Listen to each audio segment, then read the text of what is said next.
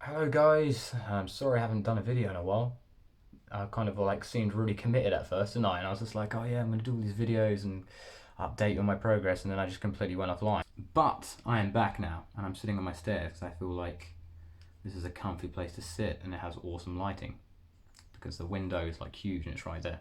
So yeah, currently at my flat, and the reason why I haven't been videoing is because I felt like I wasn't in a position to really kind of help people. Ended up relapsing a bit more since my last video and went through a stressful situation in isolation and everything. Ended up losing more weight, and I thought, you know what, like this, I want people to see me progress and not see me regress. That's not the point of these videos. However, I'm absolutely fine now. I'm feeling much better. I feel like I've been eating a lot more, and I've been out a lot more and going on my own spiritual journey. I went earthing the other day, which is like barefoot walking around the forest with some mates who are very spiritual themselves and stuff. And I've really kind of been like working on myself. So one of the things I wanted to talk to you guys about is I've been learning a lot about Stoicism and it's like a Greek philosophy on behavioral control and things like that, and your perspective and outlook on yourself and like building yourself up and life. So one thing I've always learned about is when you're in stressful situations, you release cortisol, which is a stress hormone. And obviously, when you're running away from a bear or something like that, when your body goes into fight or flight, when we're panicking, it's adrenaline. Prehistoric man needed that. When we were running away from something, we needed that adrenaline, we needed cortisol. But now in modern day society, we don't need it as much, I guess. So now we tend to get stressed when we're afraid of our boss or we're late for a train. And in our case, when we have anxiety, and our anxiety makes us very stressed, and then we have life, like the stresses of life, to go with it. A lot of people will try and tell you, or they will say to you, that everything is psychological. When you feel bloated from eating, when you feel sick from eating, when you go down the road, and in a way, they're right. You know, our anxiety is psychological. However, there are external side effects to being full of cortisol and adrenaline all the time, from our panics, from our stresses and worries of tomorrow, of eating, and all of that. And they can be physical. Cortisol, a long-term exposure of cortisol, has been proven to make your appetite go. That's why when you're feeling really sad or very stressed, you don't want to eat, and you can feel sick, and people do get unwell when they're in masses of loads, huge amounts of shock. So imagine if your body is exposed to that all the time, that chemical all the time, because you're always feeling anxious and you're always worried to eat and stuff like that, and that will cause physical side effects as well. I think the best way to combat that is, like I said to you in my last video, is really consider the small victories. If your anxiety is at a point where going to work is hard, going to school is hard, and that one day a week you manage to make it to work, that's bloody good. Like, you should be proud of yourself for that. You shouldn't think, I've only been to school once this week, I've only been to work once this week, because that's just negative. And you're just pumping your body through full of more stress and more worry. You need to start considering the small victories, because we all start somewhere.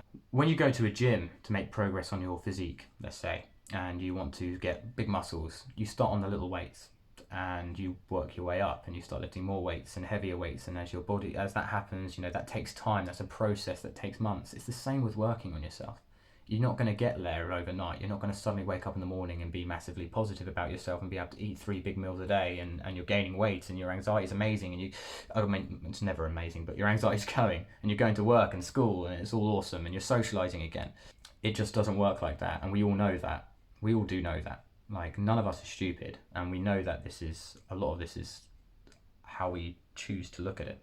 Stoicism is about accepting that you can't control situations and environments. You only can control your reaction to it. We are responsible for our own positive and negative thinking. We do choose to get worried about eating, and we do choose to worry about tomorrow when we don't need to, and it just adds more stress to our anxieties and our phobia. The thing is, with some of us have been suffering for so long, and the anxiety and fear is so powerful to the point that eating, you just lose hope, and eating becomes a chore, and you're losing weight, and tomorrow you're thinking about the challenges you have to face without feeling ill, and it's just horrible. I completely understand and relate to that. I'm not trying to say that wake up tomorrow and just start being positive, because that's easier said than done, especially when it is such a powerful phobia and fear to have.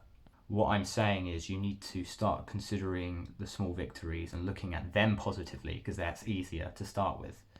because you need to break that cycle of fear, because you start worrying about your next meal, and then when you eat your meal you feel ill, which reinforces the fear, so that makes you worry about your next meal, which will then make you ill, and then you worry about going to work, and then you don't go to work, which makes you negative, and then you start thinking about tomorrow and will it happen tomorrow, which then it does because you were thinking about it, and then the anticipation anxiety kicks in. So it's just a cycle, and that cycle can only be broken if you start implementing into that circle positive thoughts, positive victories, and breaking that up. And like at the gym, over time, you end up building it, strengthening your mind and strengthening your perspective and broadening those positive like emotions and thoughts, where eventually you can start having even bigger victories that make an even bigger impact on your life.